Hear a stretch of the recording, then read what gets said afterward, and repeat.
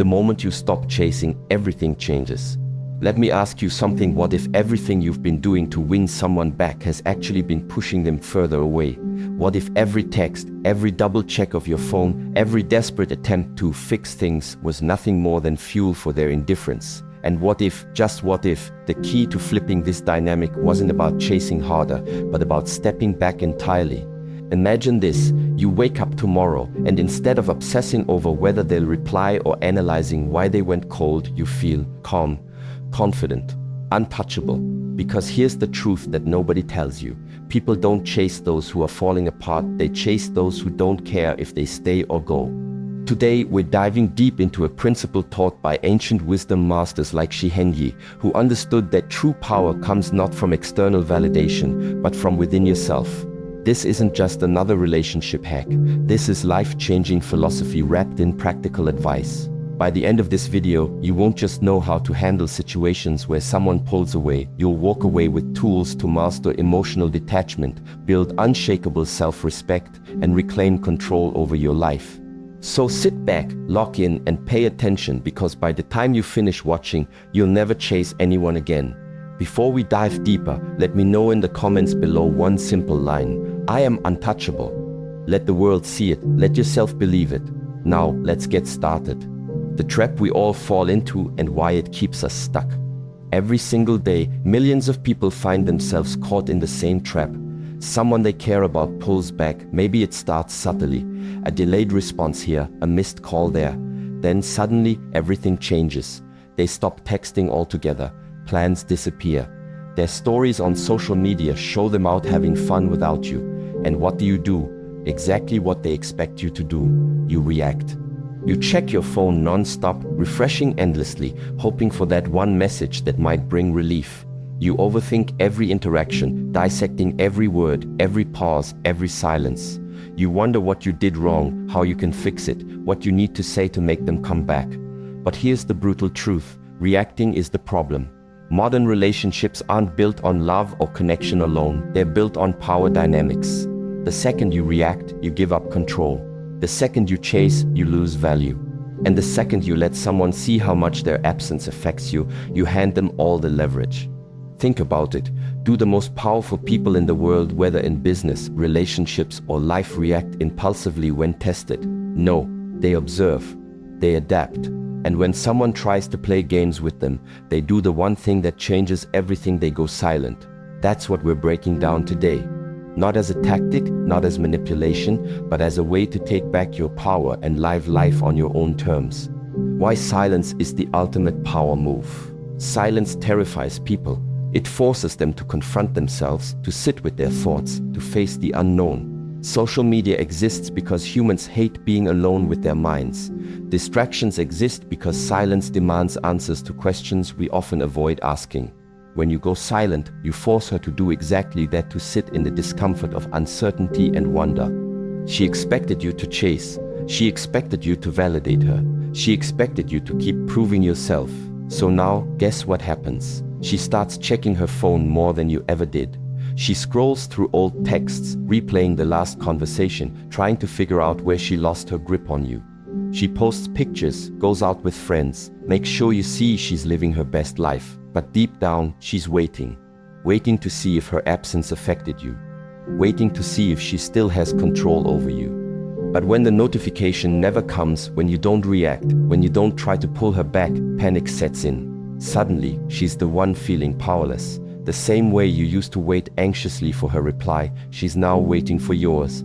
The same tension you felt when she took too long to respond, she's experiencing it now.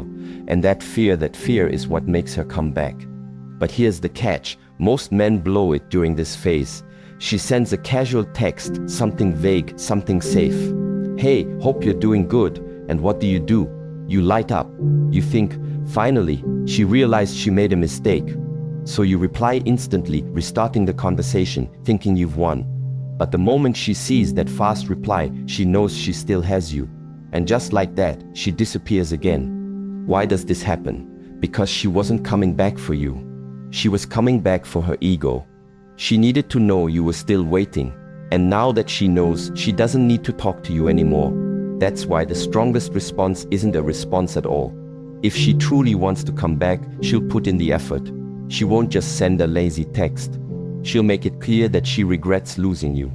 Until then, silence. Because silence creates doubt, and doubt is what makes her chase. But here's the best part. By the time she's ready to chase, you're already gone. How doubt breaks her confidence and makes her question everything. Doubt is a powerful weapon. It sneaks in quietly at first, a small thought, almost unnoticeable. Why hasn't he reached out? Then it grows. Did he move on? Soon it becomes a full-blown crisis. Was I wrong about him? And that's when the real damage begins. Nothing shakes a woman more than realizing she may have let something valuable slip through her fingers. In her mind, men are supposed to be predictable. Pull back and they chase harder. Ignore them and they plead for attention. But you didn't follow the script. You stayed silent. You removed your presence completely. You gave her something she never expected, the unknown. And the unknown is terrifying because it leaves room for unanswered questions. Now she's the one searching for answers. She checks your social media obsessively. She scans for signs of new connections, new energy, new confidence. Maybe she likes an old picture or comments on something random. But these aren't genuine gestures, they're tests. Tests to see if you're still emotionally available. Tests to see if she still has access to you. The weak man takes the bait. He sees the breadcrumb and pounces, thinking, this is it. She realizes she wants me back. But the second he reaches out, she pulls back again. Why? Because she never actually wanted to come back. She just needed to know she could. She needed to prove to herself that you were still within reach. A woman who truly regrets losing you doesn't send breadcrumbs. She fights for your attention. She tells you outright that she made a mistake. She doesn't wait for you to reply, she demands your focus. Until that happens, silence. Because silence keeps her questioning, and questioning is what sets you free. When she tries to pull you back, this is what happens. She doesn't like feeling like she lost. She doesn't like feeling like she miscalculated. In her mind, she was in control. She pulled back, created distance, and assumed you'd react. But something happened that she never expected. You disappeared, and that shakes her. It gets inside her mind in a way nothing else can. She starts testing you. Maybe she watches your stories again. Maybe she likes an old picture. Maybe she texts something small, something vague. Hey, hope you're doing well. Just saw something that reminded me of you. It's subtle, indirect, but it's a test. She wants to see how you react. She wants to know if you're still emotionally available. If you take the bait, if you reply instantly, she knows she never actually lost you. She knows she can have you whenever she wants. And just like that, she disappears again. But if you don't react, if you leave her on read, if you don't take the bait, that's when the panic really sets in. Because now she has no answers. Now she truly feels the loss. She tries again, increasing the intensity. Maybe she sends another message, longer this time. Maybe she brings up a memory designed to hit emotionally. Maybe she posts something cryptic online or starts talking to other guys just to see if you react. Whatever she does, it's an attempt to force a reaction out of you, because a reaction means she still has influence over you. But here's where you win. You don't react. You don't play into her game. You know this isn't about her wanting to fix things. This is about her pride, her ego, her need for validation. And that's something you will never give her again. The truth is, silence speaks louder than any words ever could. When you stop responding, you send a clear message without saying a single thing. I'm done playing games. It's not about punishing her, it's about reclaiming your power. Every time you've jumped at her texts, answered her calls, or even reacted with anger, you've been feeding into her cycle of control. But silence disrupts everything she thought she knew about how much sway she holds over you. At first, she might try to rationalize it. Oh, he must be busy, she tells herself. Or maybe, he probably didn't see my message yet. But deep down, doubt begins to creep in. The more time passes without a response from you, the more uncomfortable she becomes. Uncertainty breeds anxiety, and for someone who thrives on controlling outcomes, uncertainty is their worst enemy. This is why disappearing acts are so effective. By removing yourself from the equation entirely, even temporarily, you flip the script. Instead of being the one chasing after crumbs of attention, you become the person holding all the cards. And trust me, she hates it. Why? because suddenly she is the one left wondering what happens next. And oh, will she test you? Oh, will she push boundaries to see if you crack under pressure? That second text she sends, the one where she says, "Hey, I was just thinking about us," or "Do you remember that night we laughed until sunrise?" Yeah, those aren't genuine attempts at connection. Those are calculated moves meant to target your heartstrings and pull you back into orbit around her. Don't fall for it. Recognize these tactics for what they are, desperate bids for reassurance. Because let's break it down further. What does she want really? Does she want to sit down and have an honest conversation about feelings? Does she want to rebuild trust and work through issues together? Probably not. If she did, she wouldn't wait until you were distant before reaching out. No, what she craves is confirmation that she hasn't lost her grip on you. She wants proof that she can still manipulate your emotions, trigger your insecurities, and keep you tethered to her whims. When you remain unresponsive, you deny her that satisfaction. You refuse to provide the fuel she needs to keep her emotional roller coaster running. Without your reactions, her efforts feel hollow. Her messages go unanswered. Her posts go unnoticed. Her little games fizzle out because there's no one left to play along. And while it may seem cruel to some, this approach isn't about cruelty. It's about self-respect. Now, let's talk about what happens next. After days or sometimes weeks of radio silence, you might notice a shift in her behavior. Perhaps she stops texting altogether. Or maybe she doubles down, sending increasingly dramatic messages or trying to guilt-trip you into engaging. Either way, resist the urge to respond prematurely. Stay strong. Remember, every interaction you allow gives her ammunition to use against you later. Instead, focus on yourself during this period. Use the space to reflect on why you were drawn into her web in the first place. Was it low self-esteem, fear of being alone, a desire to rescue or fix someone else's problems? Understanding your own vulnerabilities is crucial to breaking free from toxic patterns. Surround yourself with people who uplift and support you. Invest time in hobbies and passions that bring you joy. Build a life that doesn't revolve around her approval. Eventually, she'll reach a tipping point. For some, this looks like anger. They lash out, accusing you of being cold, selfish, or indifferent. Others resort to tears, pleading for forgiveness or claiming they've changed. Still, others disappear completely, unable to handle the discomfort of losing control. Regardless of which path they choose, know that it's not about you, it's about them confronting the reality that they can't dominate you anymore. Here's the kicker. Once she realizes you're serious about maintaining distance, two things can happen. First, she may genuinely start to miss you, not just the idea of having you, but the actual person you are. In rare cases, this leads to authentic reflection and growth. She might reach out with humility, ready to put in real effort toward repairing the relationship. If this happens, proceed cautiously. Actions speak louder than words, and it takes consistent behavior over time to prove change. On the flip side, she may simply move on, to someone else, to new distractions, to whatever fills the void you once occupied. And guess what? That's okay too, because by staying firm in your decision to prioritize your peace, you've already won. You've shown her and yourself that you deserve better than to be strung along indefinitely. So, as tempting as it may be to engage, to argue, to defend yourself against her accusations or promises, resist. Let the silence do its work. Trust that your absence will speak volumes. Understand that true confidence lies not in fighting for someone's attention, but in knowing your worth and refusing to settle for anything less. In the end, this isn't just about winning a battle of wits or proving a point. It's about setting boundaries.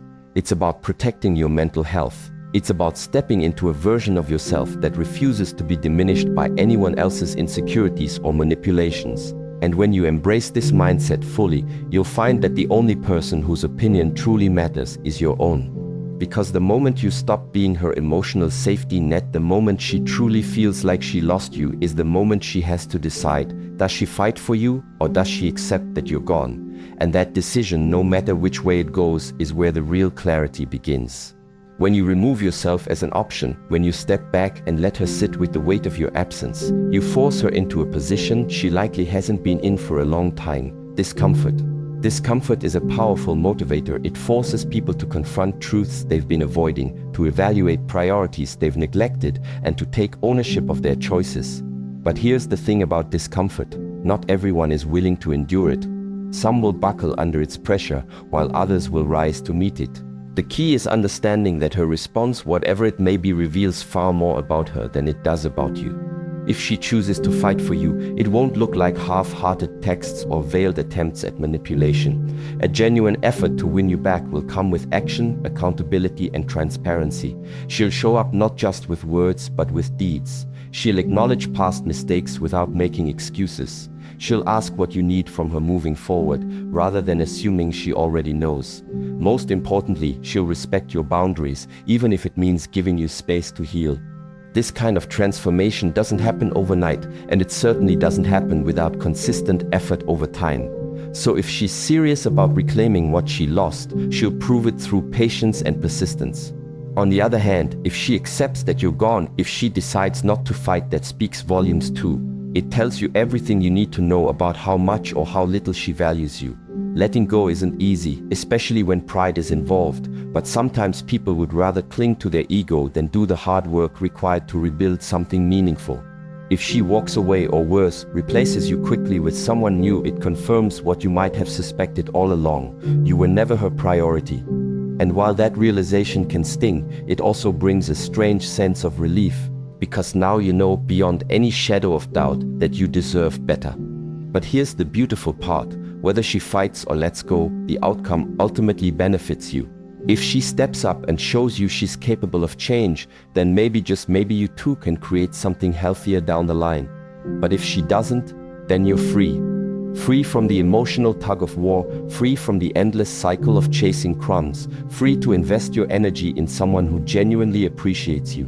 The hardest part of this process isn't the waiting, it's the uncertainty. It's wondering if you made the right call, if you pushed too hard, or if you should have given her one more chance.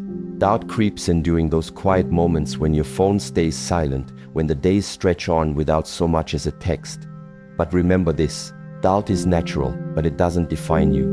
What defines you is how you choose to move forward despite it. So lean into the discomfort, sit with the silence, allow yourself to feel whatever emotions surface: anger, sadness, frustration, hope, but don't let them dictate your next move. Trust the process, trust yourself, and above all, trust that walking away from toxicity, even temporarily, is always the right choice. Because here's the truth: you can't control what she does, but you can control how you respond. You can't make her care, but you can show yourself that you do. And you can't predict the future, but you can shape it by refusing to settle for anything less than love that lifts you higher instead of dragging you down. In the end, this isn't just about her deciding whether to fight for you. It's about you deciding whether to keep fighting for yourself. Mastery of emotional detachment, the path to true freedom. Everything changes the moment you detach. Everything. The moment you stop seeking approval, the moment you stop chasing, the moment you stop trying to convince her of your worth, you become something rare, truly free. Detachment is the highest form of power. It separates those who live on their own terms from those who spend their lives reacting to others' emotions.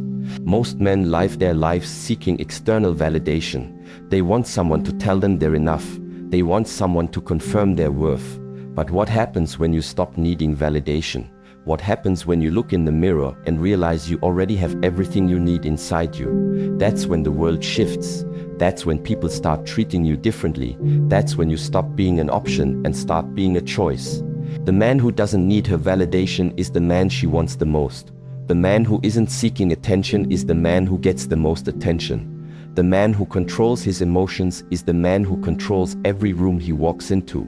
And once you master emotional detachment, it's not just about her anymore. It's about everything, every relationship, every friendship, every business deal, every interaction you'll ever have in your life. When people realize they can't shake you, they start treating you with a different level of respect. They start seeing you as someone to be valued. They recognize that you're different from everyone else they've met, and they don't want to lose that. This shift, the transformation from being reactive to becoming unshakable, isn't something that happens overnight. It requires discipline, self-awareness, and an unwavering commitment to your own growth. But when you achieve it, the world tilts slightly in your favor. You become magnetic, not because you're trying to be, but because confidence and composure are inherently attractive qualities. People gravitate toward those who exude calm under pressure, who don't fold at the first sign of adversity, and who seem unfazed by external chaos. Think about it. How many times have you admired someone who remained cool-headed during a heated argument, or respected a friend who didn't overreact when faced with bad news? These individuals stand out because they demonstrate strength, not brute force, but inner resilience. Emotional detachment doesn't mean you stop caring. It means you care enough to protect your peace and maintain control over your reactions. This balance is what makes others sit up and take notice. In relationships, this dynamic becomes even more pronounced. When you no longer chase, beg, or plead for someone's affection, you signal to them that you're secure in yourself. You're not desperate, clingy, or needy, you're whole. And while insecurity often repels people, self-assurance draws them in like moths to a flame. Suddenly, the same person who once took you for granted finds themselves questioning why they ever let you slip through their fingers. But here's the catch. Mastering emotional detachment isn't about playing games or manipulating others. It's about cultivating genuine self-worth and refusing to compromise it for anyone. It's about recognizing that your value isn't tied to someone else's approval or disapproval and acting accordingly. This mindset shift transforms not only how others perceive you, but also how you perceive yourself. Let's break it down further. Imagine walking into a room full of strangers. If you're constantly seeking validation, craving eye contact, fishing for compliments, or trying too hard to impress, you'll come across as insecure. On the flip side, if you enter with quiet confidence, owning your space without needing anything from anyone, people will naturally gravitate toward you. Why? Because there's an aura of authenticity around someone who isn't performing for applause.